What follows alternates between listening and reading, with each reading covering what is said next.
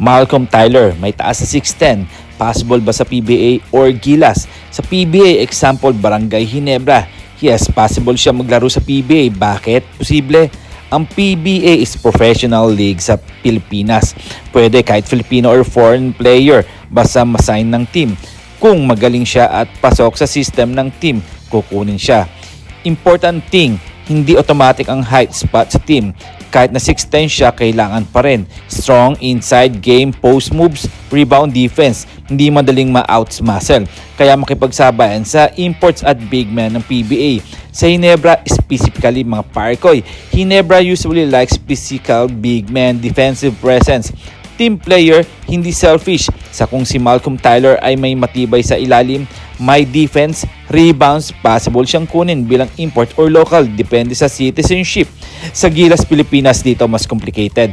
Rule sa Gilas, may 2 types ng players, local player at naturalized player. Kung Pilipino siya before age of 16 citizenship rule, pwede siyang maging regular Gilas player, hindi siya counted as import. Advantage ito kasi 6'10" na local, malaking asset. Kung hindi Filipino or late citizenship, hindi siya magiging local Gilas player. Pwede siya naturalized player, ibig sabihin, isa lang ang pwede naturalized slot. Usually, competes siya sa mga players like Justin Brownlee. Tama rin natin for Malcolm Tyler, PBA possible kung masign ng team. Gilas possible only if Filipino eligibility. Heights helps but skill plus eligibility ang pinaka-importante. Kayo, ano ang inyong suggestion dito at ano ang inyong masasabi sa player na ito? Well, pag-usapan natin. This is Sean Alter. Possible ba sa PBA or Gilas? Sa PBA, yes, possible siya. Same rule mga Parcoy. Kailangan ma-draft or ma-sign, kailangan i-fit sa system ng mga team. What teams look for?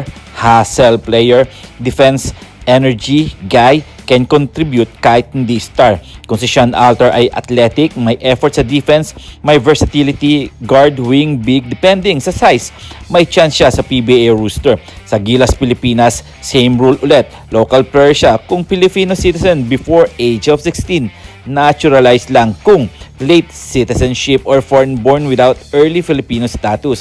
Real talk mga Parcoy, explanation. Sa Gilas, hindi lang magaling ka ng basehan. Kailangan eligibility papers, FIBA rules compliance, rule fit sa national team system. Simple summary, easiest version mga Parcoy. PBA Malcolm Tyler possible, lalo na kung 6'10" big man. Sean Alter possible kung masign at pasok sa team needs. Gilas, both depende sa citizenship, local advantage, naturalized, limited slot only. Final real talk mga Parcoy, height like 6'10" is a big advantage but in basketball, still, skill plus IQ, eligibility, height alone. Kung gusto mo, pwede.